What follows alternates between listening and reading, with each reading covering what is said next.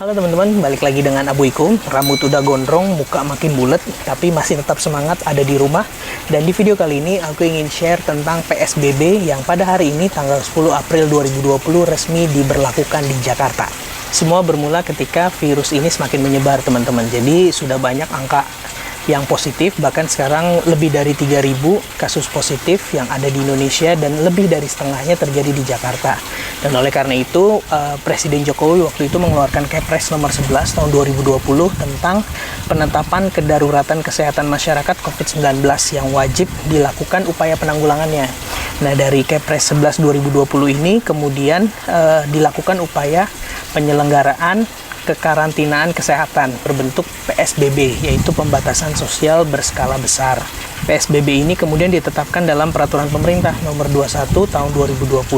Karena butuh pedoman pelaksanaannya, maka Kementerian Kesehatan ditunjuk untuk mengeluarkan Permenkes nomor 9 tahun 2020 tentang pedoman PSBB dalam rangka percepatan penanganan virus tadi. Di dalam pedomannya ini teman-teman disebutkan bahwa pemerintah provinsi ataupun daerah yang ingin memberlakukan PSBB harus mengajukan surat kepada Kemenkes, baru nanti Kementerian Kesehatan yang akan mengeluarkan keputusan disetujui apa enggak penerapan PSBB di daerah tersebut. Dan tanggal 7 April kemarin 2020 telah keluar nih keputusan Menteri Kesehatan yang menyatakan bahwa pengajuan PSBB di Jakarta telah disetujui dan Pemprov DKI Jakarta sudah bisa menjalankan PSBB di Jakarta. Pada tanggal ini 10 April 2020 Pemprov DKI Jakarta mengeluarkan Peraturan Gubernur nomor 33 tahun 2020 tentang pelaksanaan PSBB dan diperkuat dengan keputusan Gubernur juga nomor 380 tentang pemberlakuan pelaksanaan PSBB tadi. Dan ini adalah 5 hal penting yang aku ingin share ke teman-teman yang teman-teman perlu ketahui tentang PSBB di Jakarta. Yang pertama definisinya, PSBB atau pembatasan sosial berskala besar adalah pembatasan kegiatan tertentu penduduk dalam suatu wilayah yang diduga terinfeksi COVID-19 sedemikian rupa untuk mencegah kemungkinan penyebaran. Yang kedua, jangka waktunya teman-teman. PSBB di Jakarta berlaku dari tanggal 10 April sampai 23 April 2020 dan bisa diperpanjang 14 hari lagi sesuai dengan pedoman yang ada di Permenkes. Tapi tentunya ini lewat petunjuk atau rekomendasi dari gugus tugas percepatan penanganan COVID-19 yang ada di Jakarta. Yang ketiga, teman-teman, masyarakat yang berdomisili, bertempat tinggal atau beraktivitas di Jakarta wajib mematuhi ketentuan pelaksanaan PSBB ini sesuai dengan peraturan perundangan yang berlaku dan ada sanksi penjara dan dendanya teman-teman kalau kita melanggar ketentuan dari peraturan gubernur tentang PSBB di Jakarta ini. Yang keempat nih yang lumayan panjang teman-teman, PSBB di Jakarta itu meliputi beberapa hal. Yang pertama, pembatasan kegiatan belajar di sekolah dan di institusi pendidikan lainnya, termasuk lembaga pendidikan tinggi, pelatihan, penelitian, pembinaan, dan sejenisnya.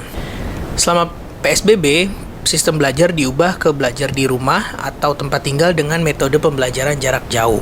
Selama PSBB, dilakukan penghentian sementara aktivitas bekerja di tempat kerja atau di kantor, diganti dengan apa yang kita sebut dengan work from home atau WFH. Selain itu, bagi pimpinan perusahaan yang memberlakukan work from home, ada kewajibannya nih, misalnya memberikan perlindungan kepada pekerja yang terpapar COVID-19 sesuai peraturan yang berlaku. Cuma agak nggak jelas nih, terpapar itu maksudnya gimana sih? Apakah hanya yang positif kena, ODP, PDP, atau termasuk juga yang harus dirumahkan atau PHK? Tapi ada pengecualian nih teman-teman untuk tempat kerja yang nggak ditutup, yaitu instansi pemerintah, kantor perwakilan negara asing atau organisasi internasional yang menjalankan fungsi diplomatik, BUMN atau BUMD yang terkait dengan pemenuhan kebutuhan pokok masyarakat, organisasi kemasyarakatan lokal dan internasional, dan pelaku usaha pada sektor-sektor berikut ini: kesehatan, bahan pangan, makanan minuman, energi, komunikasi dan teknologi informasi, keuangan, logistik, perhotelan, konstruksi, industri strategis, pelayanan dasar, utilitas publik dan industri yang ditetapkan sebagai OVIDNAS atau objek vital nasional, dan objek tertentu dan atau kebutuhan sehari-hari. Dengan kata lain, kayaknya udah mencakup semuanya sih. Jadi kalau menurut aku sih intinya peraturan ini nggak mewajibkan perusahaan untuk work from home. Boleh work from home, tapi boleh juga enggak selama PSBB ini. Soalnya hampir semua sektor bisa dikecualikan untuk nggak work from home. Bagi perusahaan yang masih melakukan kegiatan pekerjaan, ada juga nih prioritas pembatasan untuk orang-orang yang punya kondisi yang fatal kalau terkena virus. Misalnya mereka yang penderita tekanan darah tinggi, mengidap penyakit jantung, pengidap diabetes, penderita penyakit paru-paru, penderita kanker, ibu hamil, dan usia lebih dari 60 tahun. Mereka-mereka ini mendapatkan prioritas untuk pembatasan selama bekerja. Untuk yang punya usaha makanan, restoran, dan sejenisnya, ada nih peraturannya yang mengatur. Layanannya nggak boleh makan di tempat, harus take away dan pesan antar atau online. Antrian pelanggan yang mau pesan makanan paling sedikit 1 meter jaraknya. Menyediakan tempat CTPS buat pelanggan dan pegawai, dan ketentuan-ketentuan lainnya. PSBB juga mengatur tentang kegiatan keagamaan di rumah ibadah. Selama PSBB, dilakukan penghentian sementara kegiatan keagamaan di rumah ibadah atau di tempat tertentu. Kegiatan ibadah dilakukan di rumah masing-masing, tapi tempat ibadah masih bisa membunyikan tanda ibadah nih teman-teman, seperti azan, lonceng, dan sebagainya. Ini penting banget teman-teman untuk dipatuhi. Jangan ke tempat ibadah dulu, di rumah aja ibadahnya. Untuk pemimpin agama juga jangan nyuruh jemaat untuk ibadah di tempat ibadah, di rumah aja. Bukan karena kita lebih takut kepada peraturan daripada Tuhan, tapi justru karena keberadaan kita di tempat ibadah dan di luar sana bisa tertular dan menularkan virus. Apalagi virus ini nggak kenal umur, jenis kelamin, asal-usul, kaya miskin, beragama atau tidak, semua rentan terkena virus ini. Selama PSBB, dilarang melakukan kegiatan di tempat umum atau fasilitas umum dengan jumlah lebih dari 5 orang. Pengelola tempat umum dan fasilitas umum wajib menutup sementara selama PSBB ini, kecuali untuk kegiatan pemenuhan kebutuhan pokok sehari-hari dan untuk melakukan kegiatan olahraga secara mandiri. Bagi teman-teman yang mencari pemenuhan kebutuhan pokok ini, masih ada beberapa tempat yang buka seperti pasar rakyat, toko swalayan, supermarket, minimarket, hypermarket, perkulakan, toko khusus baik yang berdiri sendiri ataupun yang ada di pusat perbelanjaan, toko atau warung kelontong, dan jasa binatu atau laundry. Jadi, jangan dipertentangkan ya, kenapa tempat ibadah harus ditutup sementara pusat perbelanjaan masih diperbolehkan buka. Selain keluar rumah untuk belanja kebutuhan pokok, kita juga boleh nih berolahraga secara mandiri teman-teman. Aturannya bilang selama PSBB kita bisa berolahraga secara terbatas pada area sekitar rumah tinggal dan tidak berkelompok. Jadi kalau rumahnya di Depok, jangan olahraganya di GBK Senayan. Selama PSBB dilakukan penghentian sementara atas kegiatan sosial budaya yang dimulin kerumunan orang, termasuk yang berkaitan dengan politik, olahraga, hiburan, akademik, dan budaya. Demo nggak boleh, event running nggak boleh, konser musik outdoor juga nggak boleh, apalagi studi banding ke museum, karena museumnya juga tutup sih. Tapi ada pengecualian ya teman-teman, untuk kita yang mau melakukan khitanan, sunatan, pernikahan, dan pemakaman anggota keluarga yang bukan karena COVID-19 masih diperbolehkan secara terbatas. Tapi ingat, ada protokolnya ya.